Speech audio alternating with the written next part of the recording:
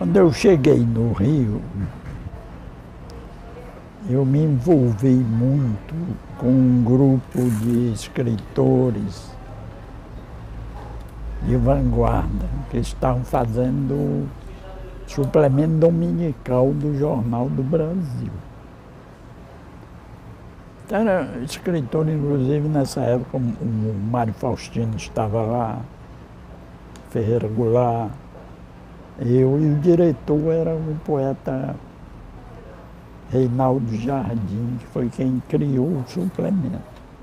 Então, de repente, eu achei que deveria escrever alguma coisa sobre a minha região, sobre as minhas raízes, sobre o Piauí.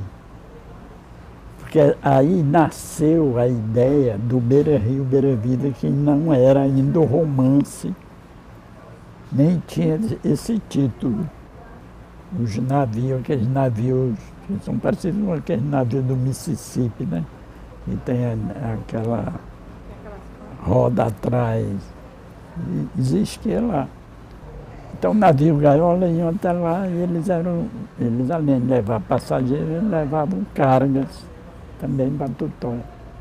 E algumas barcas, a barca onde morre o Gessé do Beira Rio, Beira Vida, é personagem exatamente ali. Então eu fui conhecendo desde menino aquela região.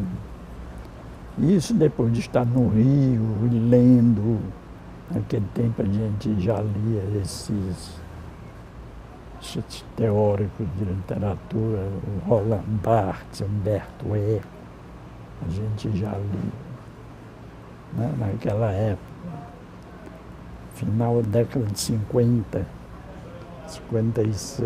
Então eu estava muito impregnado de intelectualismo. Então eu queria escrever coisas diferentes, mas não regionais. O regional surgiu depois que eu publiquei um livro de contos chamado Contos do Cotidiano Triste, que é de 1955. Então eu, de repente, eu vou escrever sobre a minha terra. Aí me lembrei dos personagens que iam lá em casa, da Luísa principalmente. Beira Rio, Beira Vida não perde essa postura de ser um centro, né? Por meio do qual se pode discutir os demais personagens. Mas as obras elas podem ser lidas independentemente e são muito ricas, né, no campo a partir do campo de vista da humanidade dos personagens, do trabalho de crítica social, né, que permeia toda a obra. Como o romance para mim, desde mesmo aquela época, é a grande arte, sabe? O romance é um gênero superior, complexo, literariamente falando, sabe? Tanto é que o Beira Rio, Beira Vida, escrito em 63 para 64, é um livro de vanguarda. As pessoas reclamaram, na época, hoje alguns reclamam que era um livro difícil de acesso à leitura, quer dizer, as pessoas que não tinham hábito. Mas foi interessante, quando o livro saiu, eu ganhei o prêmio. Em 64, o prêmio foi lançado pela O Globo, sabe? E eu mesmo tirei as cópias, Prêmio Nacional Valmap. O Valmap, aí, vocês sabem, é a sigla do fundador do Banco Nacional na época. Valdomiro Magalhães Pinto, Valmap, tá? A família ilustre lá. Pois bem, aí eu comecei a escrever, já tendo a ideia de que seria um ciclo, sabe? porque eu queria situar vários níveis da sociedade. O marginal, o excluído, prostituição. Que o primeiro livro da tetralogia que eu terminei, dei como pronto, foi A Filha do Meio Quilo. Eu tenho uma carta da Livraria Editora Francisco Alves. Era a carta do editor me devolvendo o original da Filha do Meio Quilo, 1964. Que a gente estava em crise, como sempre, ainda hoje eles estão em crise. O editor, né? E que não ia editar, e tá aí foi que eu descobri que eu tinha terminado A Filha do Meio Quilo primeiro que é o Beira Rio, Beira Vida. Mas quando eu mandei o Beira Rio, Beira Vida, eu já estava escrevendo O Salto do Cavalo Cobridor, sabe? Que o meu pai tinha uma fazenda no interior, mas foi numa fazenda de um tio meu que eu conheci um cigano lá, inclusive a cigana, a Sul Lima, eu conheci pessoalmente, eu era garoto. E quando ganhei o prêmio, 65, veio o resultado. A história do resultado do prêmio é muito curiosa. Estavam concorrendo 203 concorrentes, 203. Inclusive estrangeiros, que o concurso foi aberto internacionalmente. Eu tinha um amigo, na época, cearense, que estava no Rio, eu tinha muito contato com ele, Zé Alcides Pinto, poeta, romancista, que tinha ligações com uma das pessoas que faziam parte da comissão julgadora do prêmio. Eu sabia que ele tinha um amigo lá que era irmão daquele escritor Otto Lara Rezende. E um dia, sem eu perguntar a ele, ele me disse assim, olha, o pessoal está gostando aí dos candidatos, do Valmap. Aí eu disse, o que é que eles estão achando?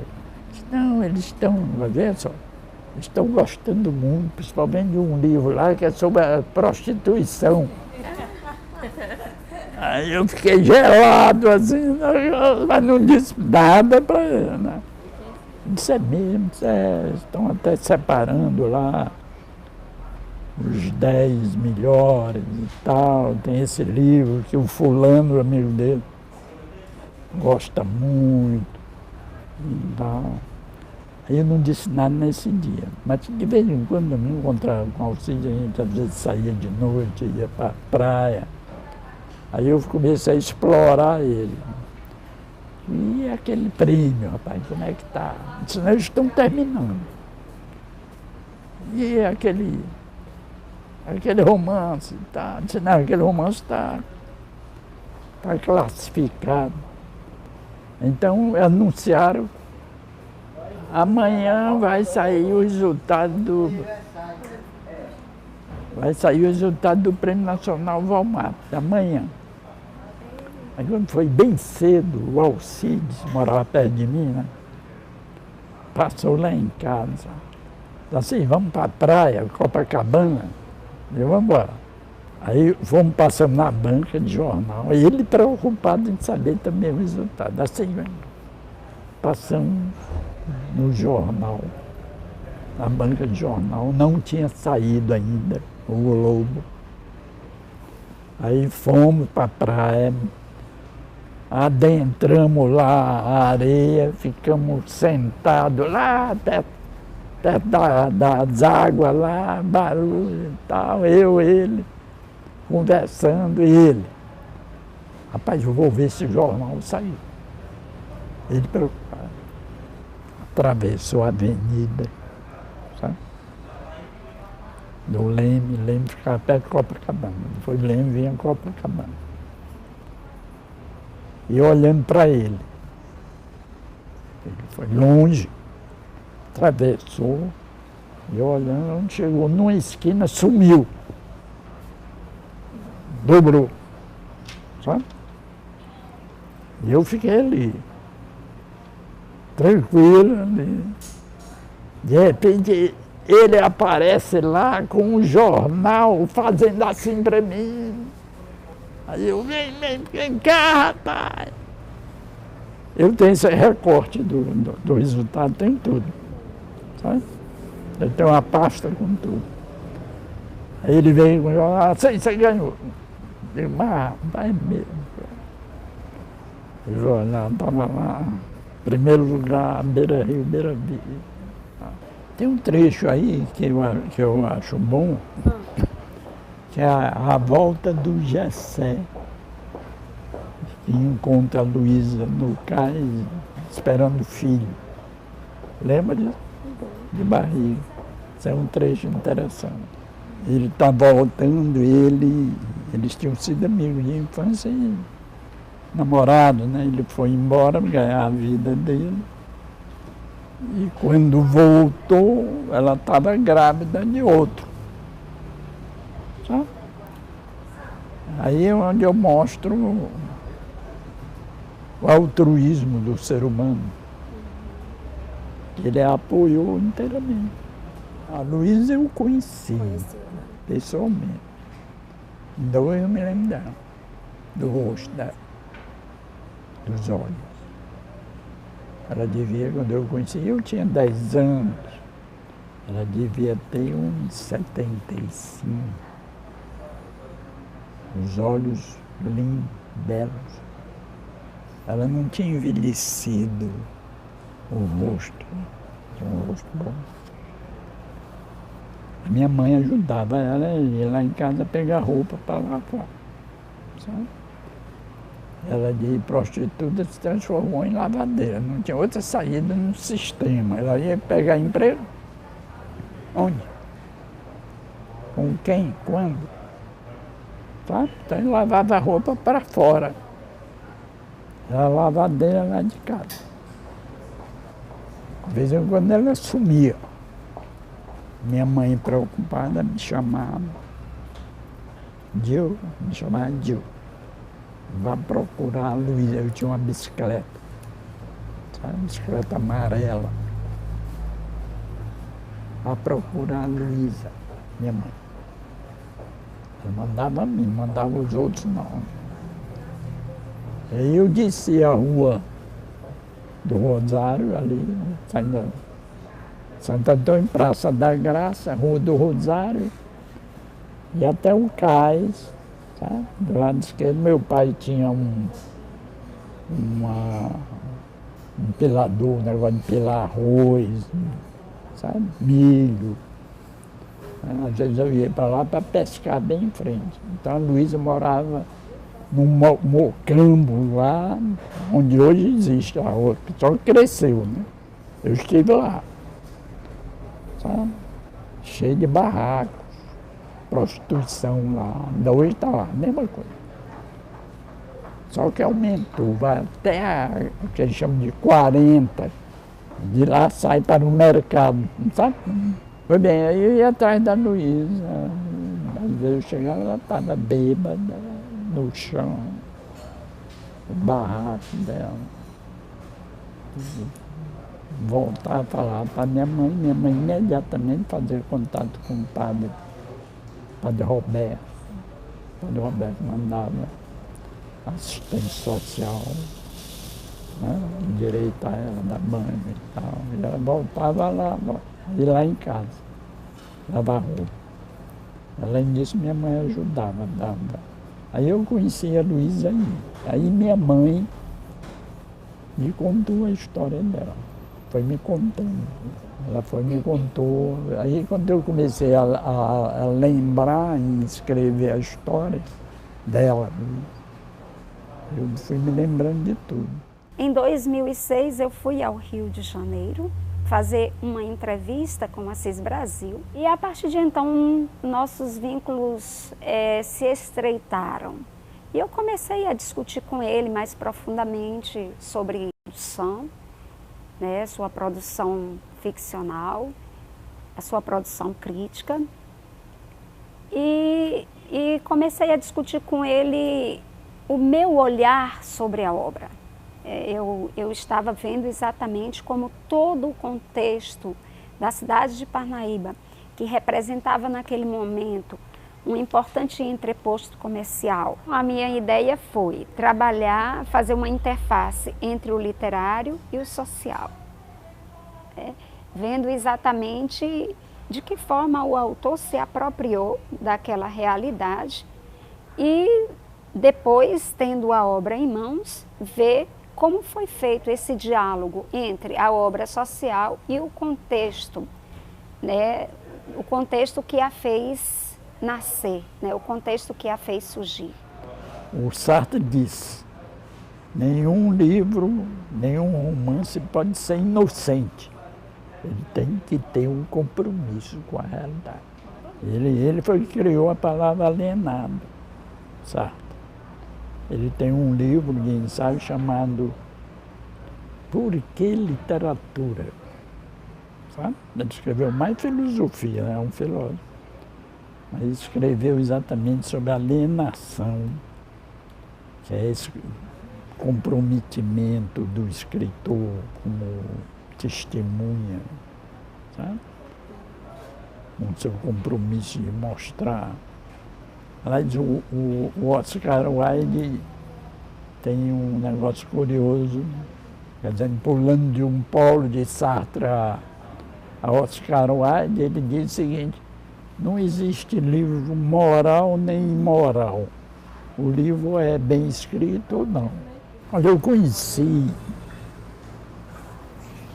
dois personagens, mulheres, que eu juntei e criei o personagem da Cotinha. A Cota era vizinha lá em casa, já era uma senhora quando eu conheci, mas era uma mulher independente, tinha aquele mesmo estirpe da filha do meu tio. E conheci a Dulce, que foi minha namorada naquela época, que era também uma garota, era mais velha do que eu, 1 ano. E o pai dela, por ser pequenininho, tinha um apelido meio quilo. Então ela era muito exuberante, era uma garota muito bonita. Era conhecida como a filha do meio quilo.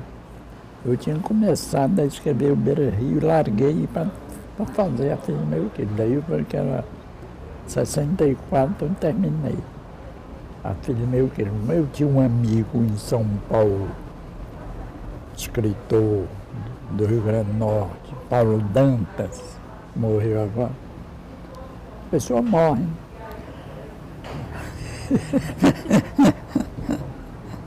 De repente desaparece. Né? Estranho. Aí eu peguei a filha do meu querido, botei debaixo do braço e fui para São Paulo de noite. A gente não tem coisa que a gente não esquece. Cheguei na rodoviária, um frio horrível. Aí foi que eu levei a filha do meu querido para o Paulo. Deixei com ele, quer dizer, ela estava pronta, 64. Agora, a filha do meu querido, ele é um romance, eu acho até que ele, tecnicamente, é mais inventivo e complexo do que o Beira Rio, Beira Vida. Aí, nessa época eu já estava pensando, que eu viajava muito para o interior, eu gosto muito de mato, sempre gostei de bicho, fazenda. Então eu ia para a Lagoa Escura e lá conheci o personagem Nação, que é do Salvo Cavalo Cobridor, que era o capataz de lá. Era um cara que conversava muito. Eu gosto das pessoas que conversam muito, porque aí eu fico calado. Aí deixa a pessoa contar as histórias. Aí um dia, eu estou bem no alpendre da casa, aí vinha chegando um bando de ciganos.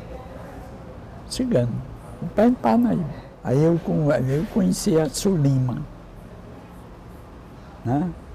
Eu me lembro bem que ela chegou, ela era linda, né?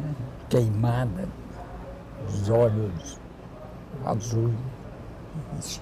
a pele queimada do sol, bronzeada, um papagaio, ela vinha escanchada no morro. O Pacamão tinha uma família lá, inclusive parentes da minha mãe. O personagem da Cimavinier, que eu fui crucificado lá por ter o retratado bêbado. As pessoas que falam mal, tudo é fofoca, né? Que eu retratei o Darcy Mavinier como bêbado e tal. Eu conheci o Darcy, eu era garoto. Eu gostava muito da minha mãe, conversava. O Darcy Mavinier, no Pacamão, ele é o melhor personagem do que ele era em vida. Eu dei valores a ele. As pessoas às vezes aplaudem quando eu falo isso. Dei valores ao personagem que não tinha na vida real. Aí você vê a relação entre a realidade e a criação. A última vez que estive em Parnaíba, foi em junho, depois de salir, fui lá. Estava numa mesa ali autografando, e chegou uma senhora, loura, clara. Já se invadiu, não foi não. Eu sou filha do Darcy Mavinier. Eu disse, parabéns. Ele foi embora. Não, eu vivi, a partir da ditadura de 64, então, eu convivi já como jornalista, eu trabalhava em jornal. Em 68 foi o ano crucial da ditadura, foi quando apareceu aqueles atos institucionais que tiravam o resto da liberdade, o ato número 5 e tal.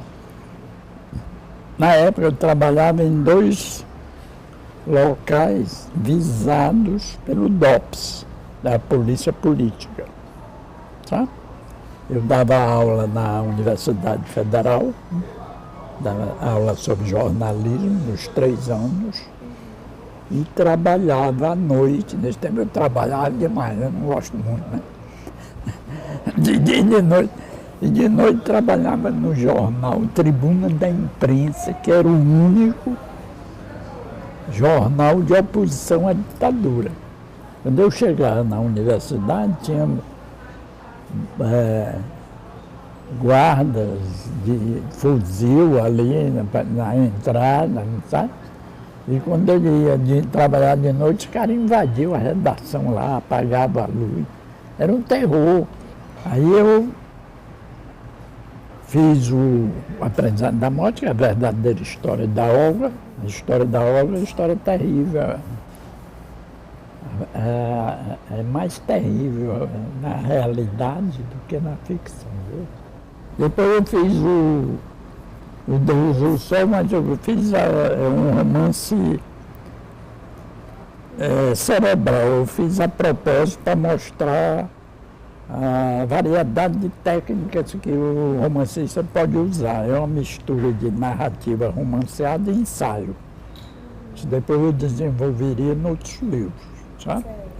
Daí que veio a minha experiência maior do ponto de vista técnico com os crocodilos, porque em vez de isolar apenas um personagem como os que bebem, eu isolei 6 no fundo de um poço. Sabe? A ideia inicial era uma peça de teatro. Sabe? Era um poço assim na plateia ver as pessoas caindo.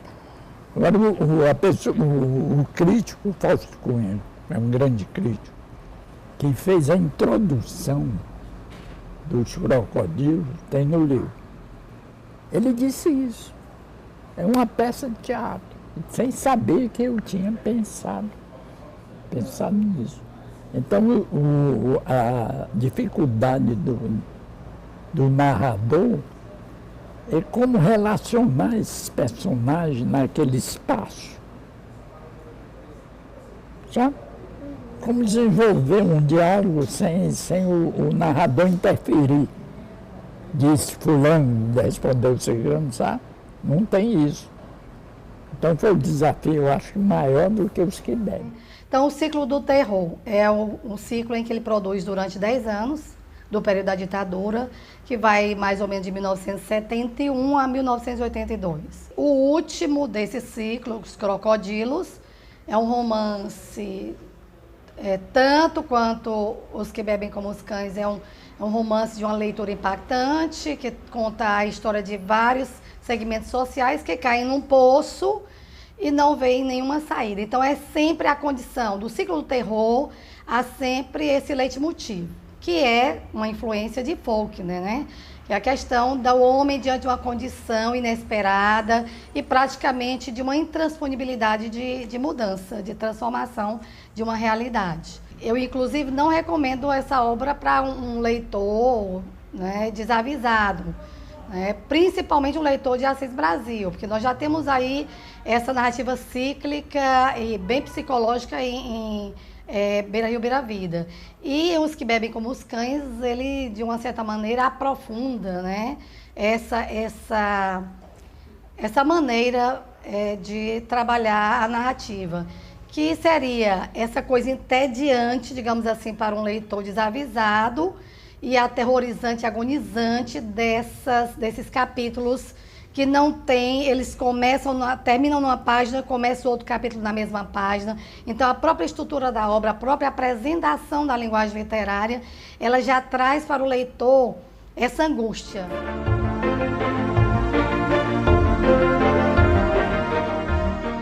Não, eu comecei a fazer pesquisa sobre ecologia. Começou assim. Eu tenho uma irmã que mora lá em Manaus, e um dia a minha irmã, sabendo que eu estava pesquisando ecologia para fazer um dicionário.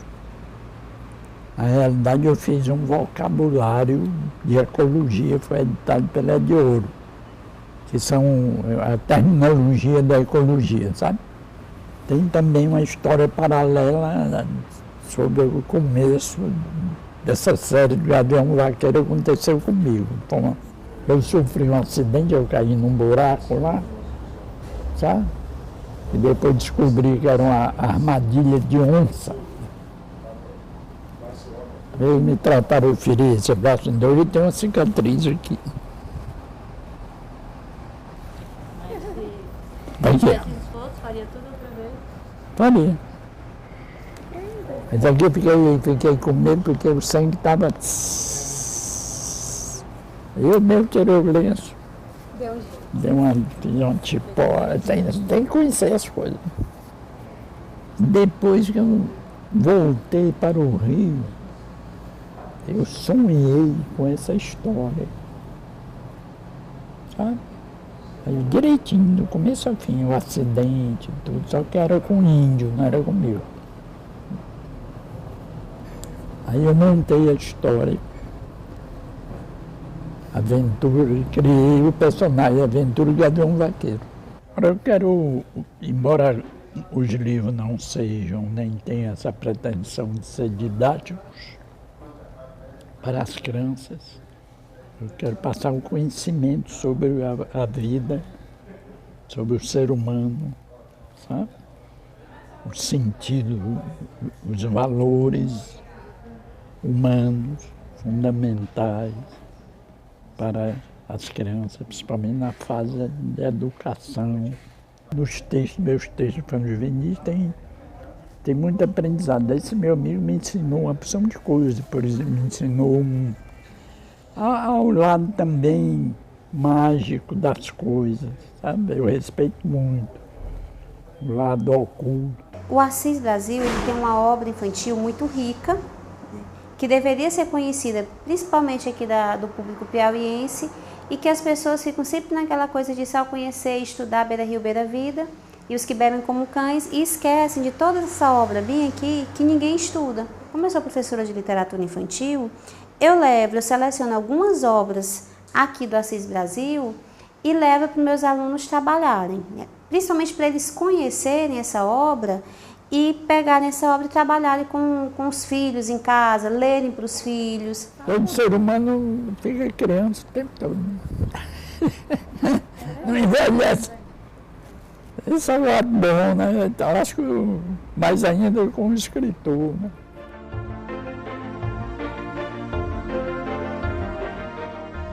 O conjunto da obra do Assis, referida a temas historiográficos, né, no suporte que ele produz, é ficção. Ele trabalha os temas históricos como ficção. É a liberdade dele, é a produção dele. Assim ele reivindica. O Assis não faz um livro de história do Tiradentes, Paraguaçu, Jovita, como tantos outros. De uma maneira mais geral, as obras literárias, a produção literária, ela é uma expressão que acaba se transformando numa fonte do conhecimento histórico, né? Ela não é a historiografia stricto sensu.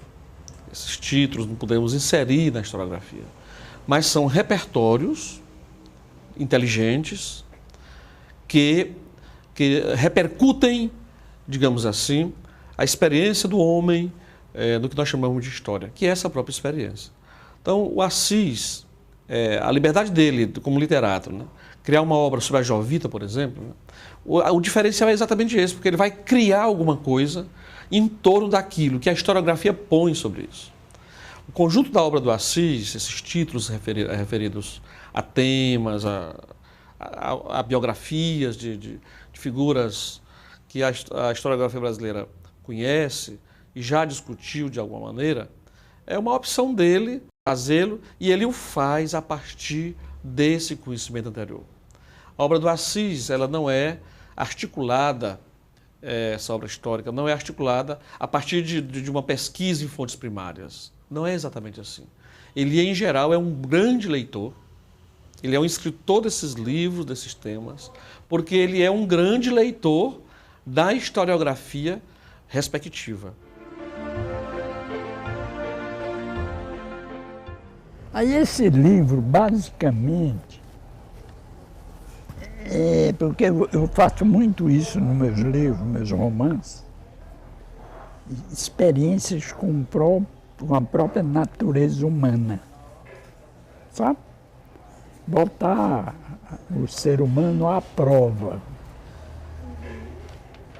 Sabe, esse livro tem muito isso, botar à prova. Você pode matar alguém, você tem condições de ter, né, essa tendência, esse fervor de matar o outro ser humano. Então, a experiência em cima, eu faço muito isso, em cima da natureza humana, o que você pode e o que você não pode fazer. Você pode fazer tudo. Quem se responsabiliza? Você ou quem deu?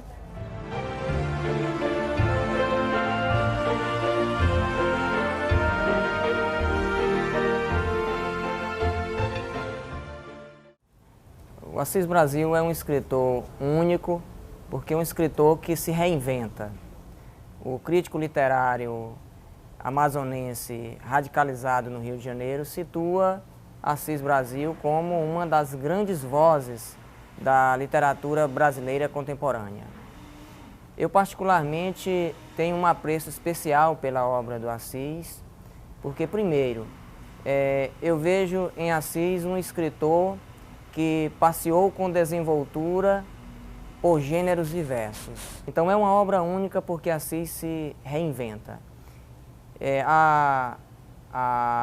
Para mim tem um valor inquestionável a imagem que o Assis constrói, o ethos de Piauí presente na obra do Assis.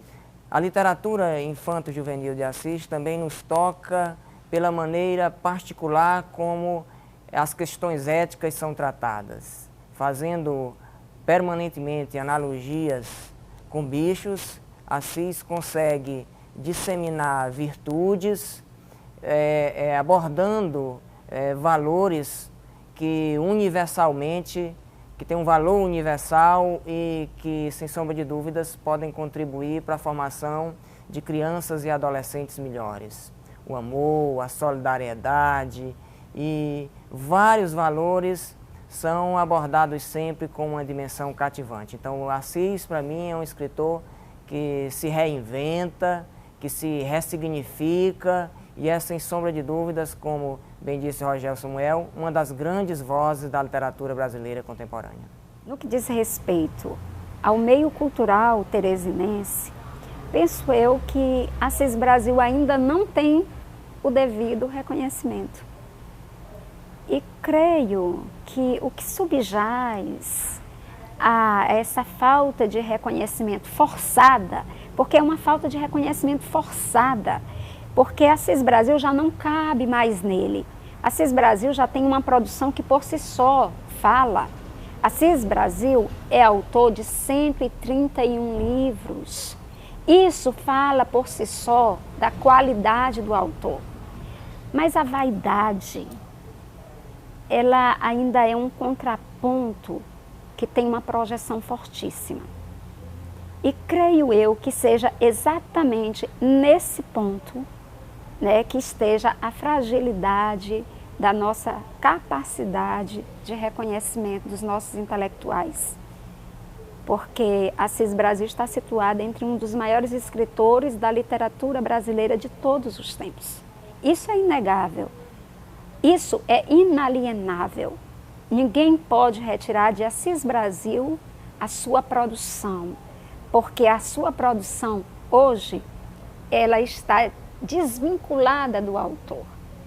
Mas as pessoas ainda tendem, e as pessoas aqui eu coloco aspas, ainda tendem a querer vincular, né?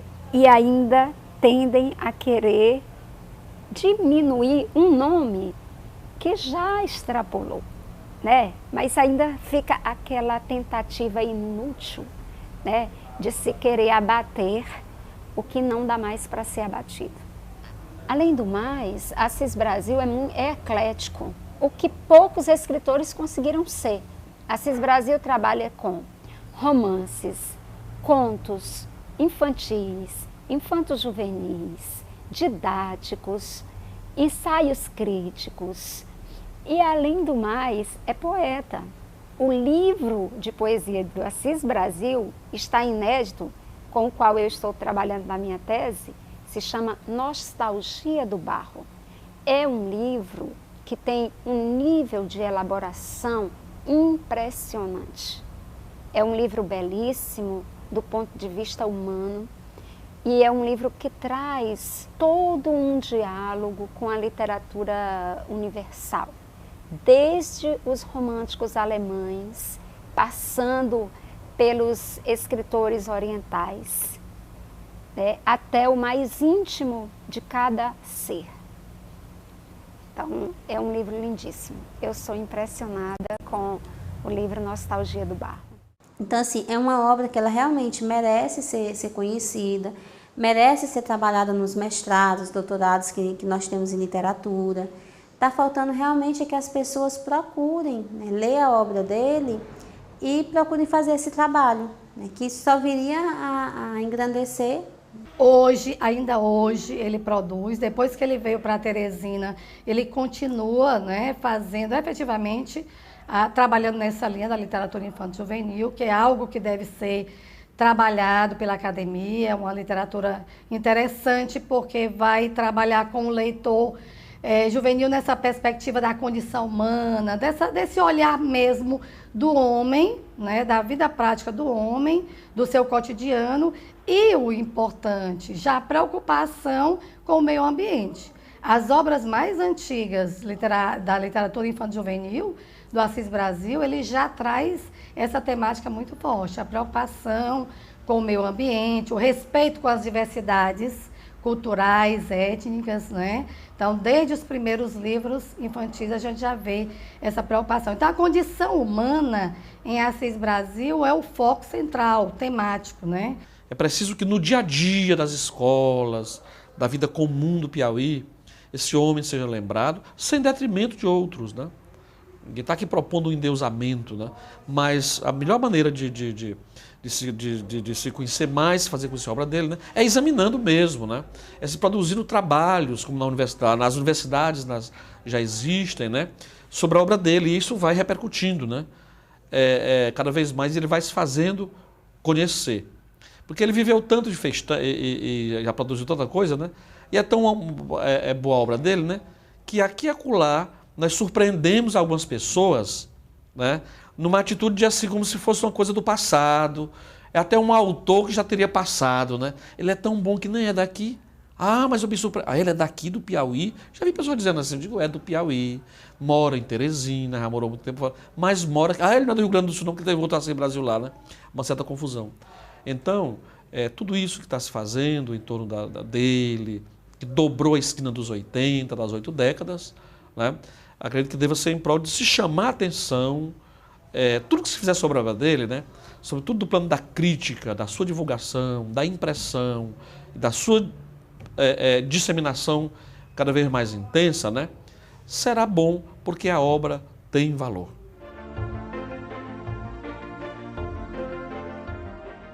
Eu continuo escrevendo, entusiasmado. A minha vida é a literatura, meus livros. Tem muita coisa ainda aqui para escrever. Eu, pelo menos, tenho um projeto para escrever pelo menos uns 5 livros infantis juvenis. Inclusive um que eu achei até graça quando pensei nele, um sobre o vampiro. O vampiro agora está um pouco na moda. Seria um vampiro anormal, quer dizer, um vampiro que não gosta de sangue. Até por aí. Herodes, quando estava numa roda de amigos e colegas de trabalho, tinha orgulho de bater nos peitos e dizer: eu tenho 5 mulheres. É real isso aí. E ao notar que os companheiros de chope, legítimos atletas em levantamento de copo, não levavam a sério, passava a falar sobre elas. As conquistas fáceis e difíceis, os caprichos, uma ou outra intimidade que não comprometesse seus brios de homem maduro. Às vezes até parecia alguém que o incentivava com novas perguntas, uma espécie de treito de admiração por um sultão moderno.